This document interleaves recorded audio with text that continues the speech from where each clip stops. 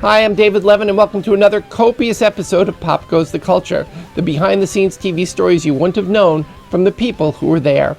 Today, part 2 of my chat with Debbie Allen, who talks about becoming a choreographer, a director, plus the movie and TV series that led to all of it, Fame. So you did the film, was Fame came shortly after this? Then, yeah, so after Three Girls 3, I went back to the theater, and I did West Side Story. I played Anita on Broadway. And then... I saw it, by the way. Did you see it? So great. I loved West Side Story. Well, we shot the movie Fame while I was, just before I did West Side Story. And on the set of the movie Fame, I was supposed to be the nemesis for Coco. I was the senior who was supposed to be like the big thing. And Coco was going to show me who was the real star. But by the time Alan Parker got to my number, he already had a 10-hour movie. They let me keep the dress and said, "We love you, Debbie. Good luck. You're going to do something." So I played, it looks like I was the teacher's assistant. That's what it looked like. I just had one word, wicked. Now, that's real proof that there's no small parts in the theater or in the business, because all I said was wicked. I reacted to Jean Anthony Ray dancing. Said wicked, and then that turned into a series, and my whole career as a choreographer, as a director, as a producer, and all I said was wicked. I said it the right way. You nailed it. I nailed it. That one word. So what happened? How'd you find out that it was going to a TV series? Well, it was in the middle of a strike. I can't remember. It was the actor strike. I think writer's strike. The writer's strike. There was a big strike, and nobody was supposed to be meeting, and I was clandestinely called to go to this luncheon meeting, and I was whispered to that they were going to do a series, and they wanted the dance teacher to be a little bit hotter, and would I play the part? And I was like, really? I said, sure. I said, but could I do the choreography? And they said, you want to do the... They didn't even care about the choreography. They didn't even think it was a big deal. And I said, yeah, hello. The agent was like, but, you know, they're not going to pay you hardly anything. I said, it's not about the money. I want to do that work. Can I do at least most of them? So it turned out that I became the choreographer. The choreography became my whole career, because then I became a director because of my work as a choreographer. Because I came on the scene here and just changed the way they did things. They had not done this much musical production since those MGM great movies. And no one was there to teach me how to do it. So I just came up with it on my own. I had worked with Alan Johnson on Three Girls 3, paid a lot of attention to how he put those numbers together and what the cameras, these big cranes, and what they were doing. And I'd studied directing at Howard University, where I went to college.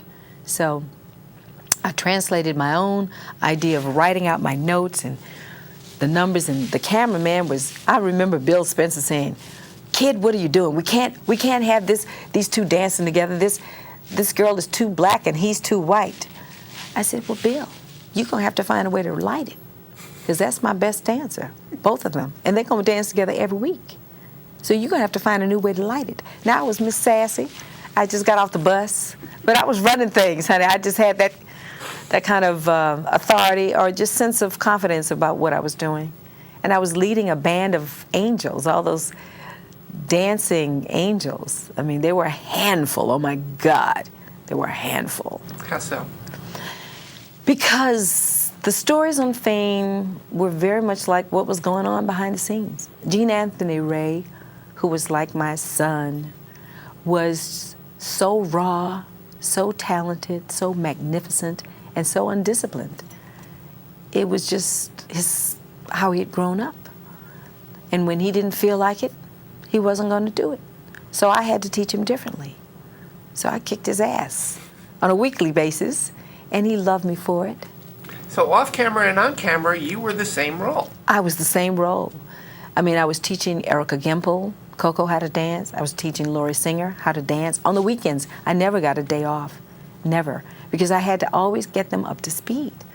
You know, I was always working with the music, and then just managing those young personalities. You know, if you got a house full of teenagers and you got maybe 3, but now you have like 8 and then 15 dancers, And then you take them on the road to London to play the Royal Albert Hall, and they're on a bus going crazy from London to Liverpool.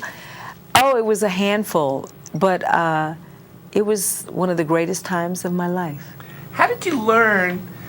Obviously you didn't walk in saying, okay, I'm going to do all these things. You probably had no idea. I mean, you walked in there, I want to choreograph. You probably didn't walk in going, I'm going to choreograph and I'm going to have to do all these other things too. I mean, you probably figure I'd just be teaching them how to dance.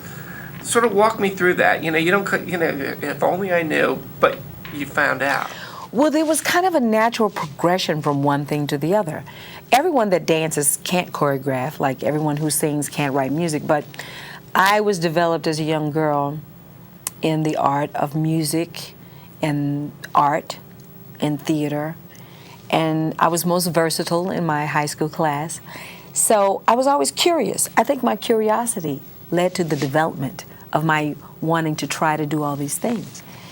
And so as a choreographer, I ended up writing music sometimes when the music didn't sound like what I needed. And then as a choreographer, I sometimes would take on the role as the director, because we had a few directors that didn't have a clue about how to shoot a production number. So they would actually sit down, and Debbie would go and direct the number for them, and that's when they realized.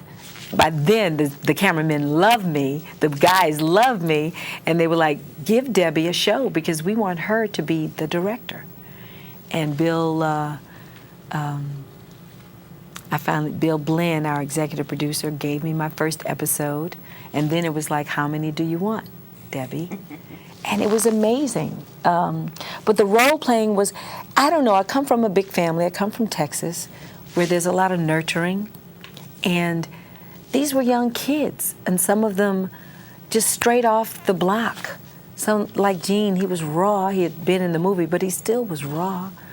And You saw the need, you filled it. I filled the need, and I was there for them when their parents weren't. We had one young girl whose parents had had a lot of experience in the business, but they never did come to the set. They never did visit.